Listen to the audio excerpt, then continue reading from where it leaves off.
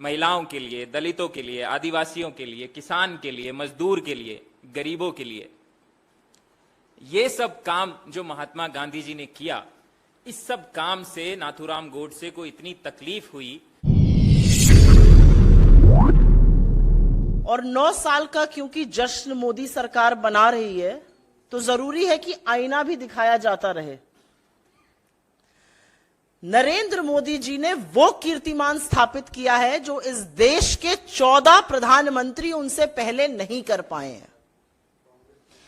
इस देश के 14 प्रधानमंत्रियों ने कुल मिलाकर मात्र 55 लाख करोड़ रुपए का कर्जा लिया।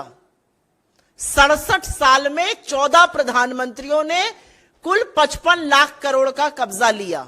और हर बार रेस में आगे रहने की चाहत वाले नरेंद्र मोदी जी ने पिछले 9 साल में हिंदुस्तान का कर्जा तिगुना कर दिया।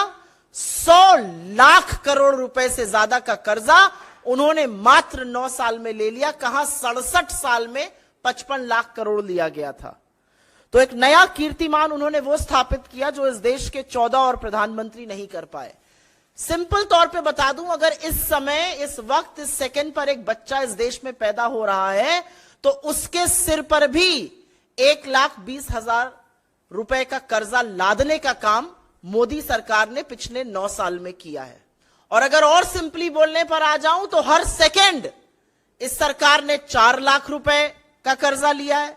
हर मिनट पर लगभग 2.5 करोड़ का लिया है। हर घंटे पर 144 करोड़ का कर्जा लिया है। 3,456 करोड़ का कर्जा हर दिन लिया है। हर महीने 1 लाख करोड़ से ज्यादा और हर साल लगभग 12.5 लाख करोड़ का कर्जा लिया है। इसीलिए 9 सालों में 100 लाख करोड़ से ज्यादा का कर्जा लेने का कीर्तिमान और इस देश के लोगों पर कर्जा के बोझ तले उनको दबाने का कीर्तिमान नरेंद्र मोदी जी ने स्थापित किया है। गृह मंत्री अमित शाह गुजरात घूम रहे हैं, उनको मणिपुर में होना चाहिए। धू धू करके जल रहा है मणिपुर, वहां क्या पर्यटन करने गए थे?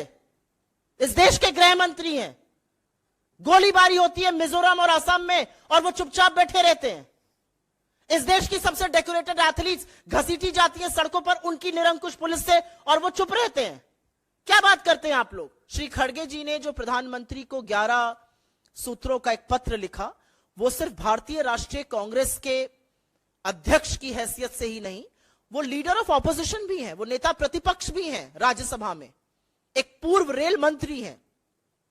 और इतनी भयावह त्रासदी पर, जहां पर 288 लोगों की मौत हो गई, उन्होंने कुछ सुझाव दिए, एक पत्र लिखा। और उनकी जो लिखी हुई बातें हैं उसका वैलिडेशन, उसकी पुष्टि 2 सीएजी की रिपोर्ट, पार्लियामेंट की स्टैंडिंग कमेटी की report, south west regional rail के जो प्रबंधक हैं उनका खत, सब उसकी पुष्टि करते हैं।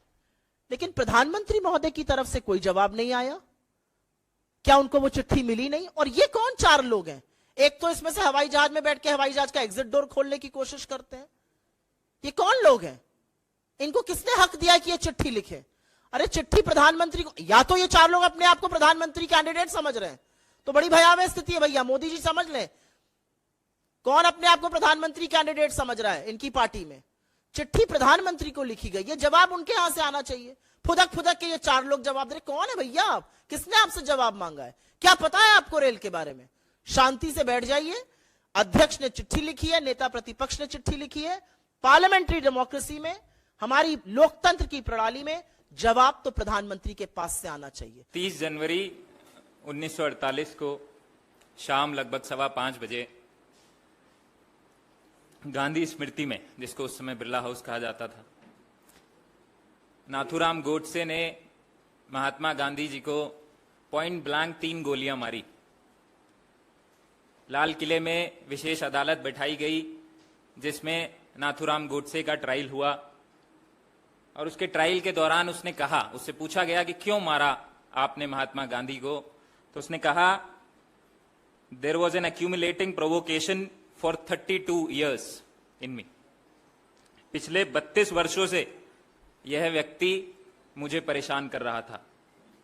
अब 1948 से 32 वर्ष, 1916 से 1948 तक के जो 32 वर्ष हैं, उस दौरान ऐसे कौन से काम थे जो महात्मा गांधी जी ने किए जिनसे नाथूराम गोडसे को तकलीफ थी, हम वो आपको बताना चाहते हैं।